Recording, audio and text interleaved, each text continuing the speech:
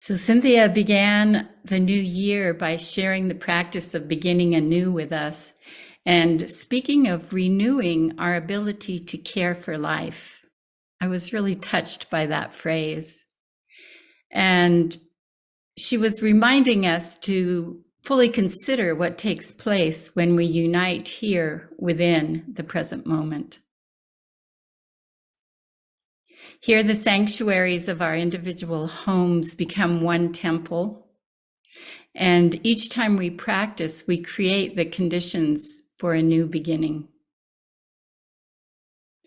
As we practice, we are watering the seeds of new life.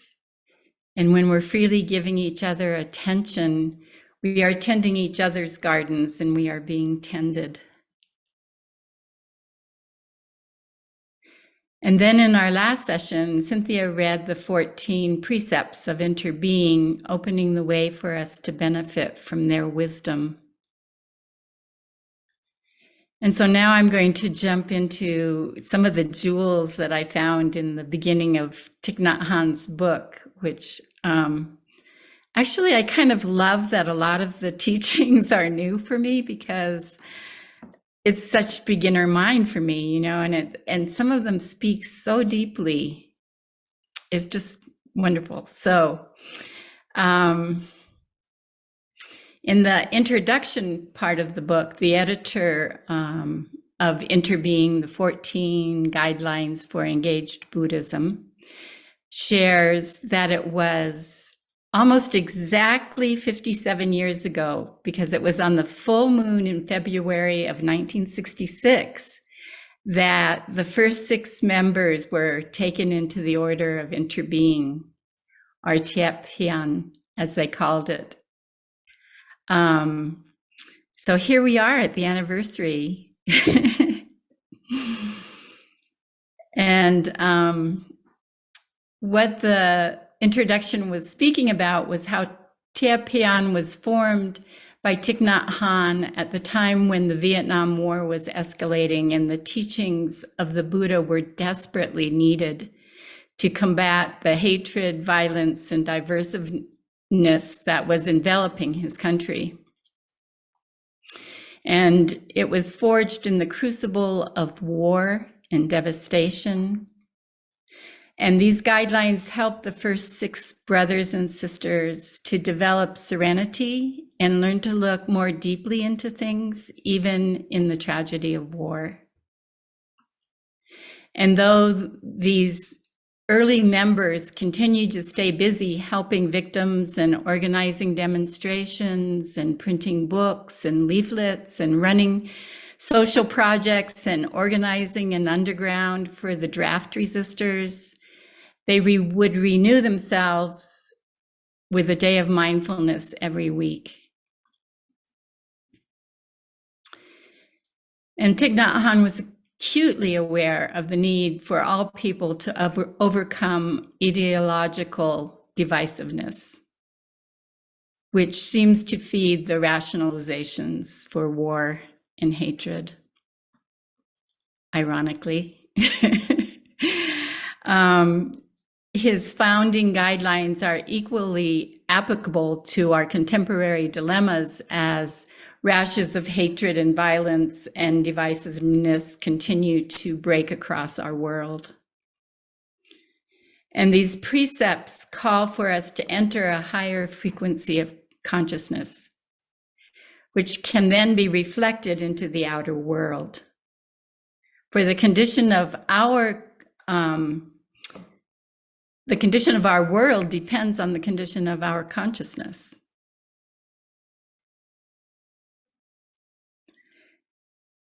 And the Order of Tiep Hien calls many to engage in acts which diminish suffering through compassionate involvement. And the first chapter of Interbeing elucidates the meaning of the words Tiep Hien. And Tiep embodies the concepts of being in touch with and continuation. Tiep calls upon us to be in touch with reality of the world and the reality of our mind. To be in touch with the mind means to be aware of the processes of our inner life, our feelings, our perceptions, our mental formations, and through awareness, rediscover our true mind, which is the wellspring of understanding and compassion.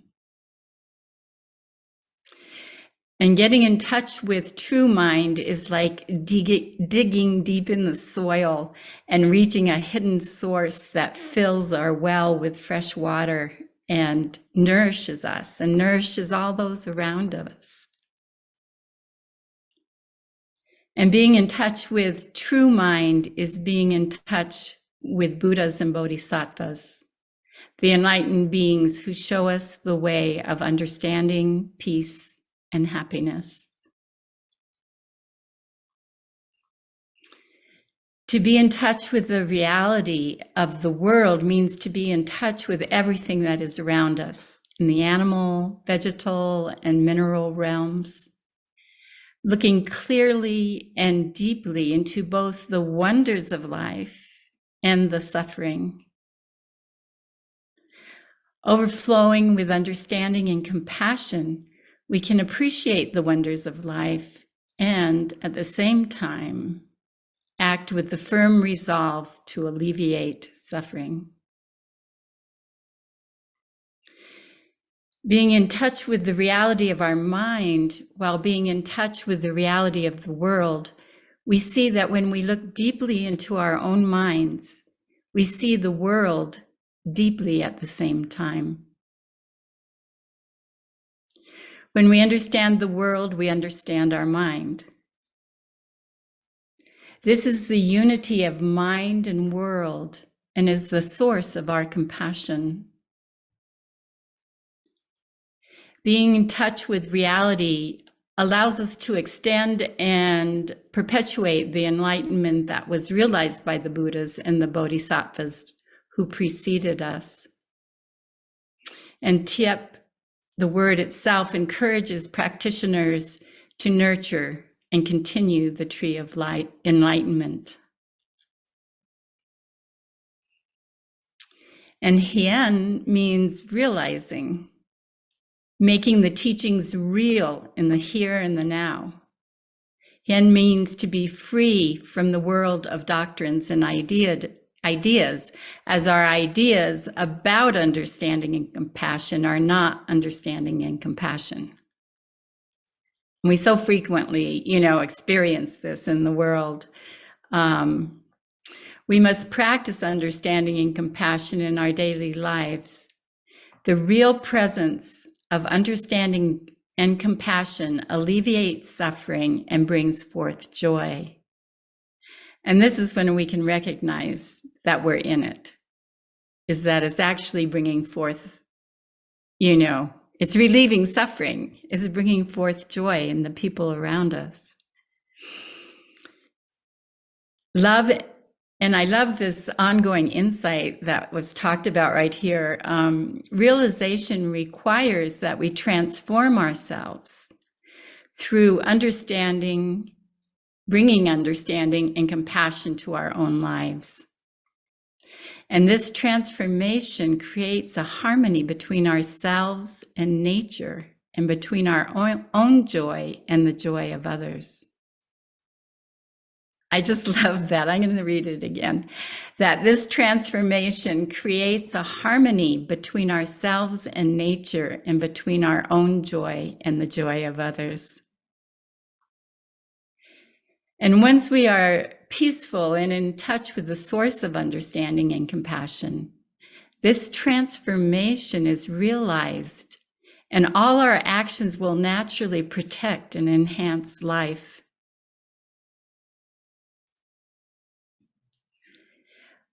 And without a calm and peaceful mind, our actions contribute to the trouble and the destruction that takes place in the world. And I'd have to add in there, without our self-compassion, we contribute to what we don't really want to see in the world. Only the present moment is real and available to us. And so this is another teaching that I'm finding really interesting for me, touching deeper into the Buddhist teachings, is to practice does not mean to endure hardship now for the sake of peace and liberation in the future. The purpose of practice is not to be reborn in some paradise after death.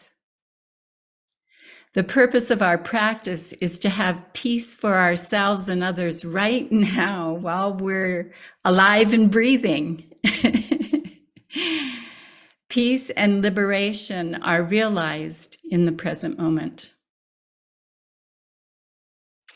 And he speaks about how we should not be motivated to sit in meditation and to respond to the needs of others because we are expecting to receive large rewards in the future.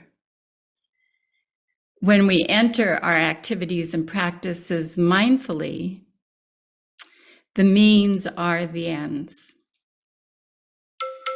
Oop. I thought I had my phone on. Do not bother. Sorry. So the secret of Buddhism is to be awake here and now. And as we've heard, there is no way to peace. Peace is the way. There is no way to enlightenment. Enlightenment is the way. If I'd only heard that years ago when I started my spiritual practice, I spent years trying to gain something, gain my enlightenment. It's quite.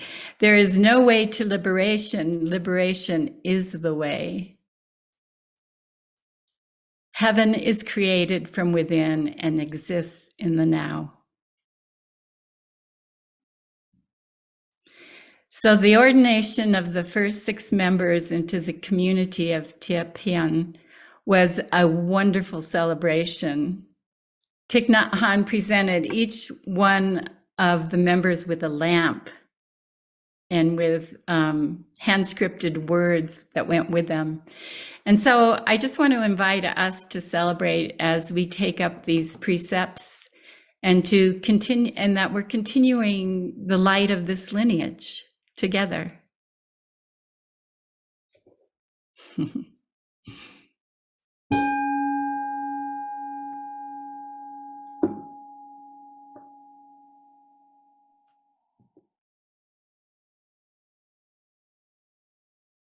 Aurora Borealis by Cynthia West. Deep winter snows bury all but dreams. Safe with no one watching, memory bags open, unrolling secrets that have awaited this moment. High mountain caves on icy ridges shelter hermits so silent only the wind can hear their morning and evening chants rising like smoke in the crystal air. In the season of cold, their songs awake inside us, weaving gifts fallen from raven wings.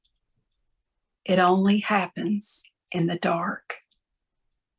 Stone upon stone, a temple rises, planted on the mountain by the feet of dancing stars.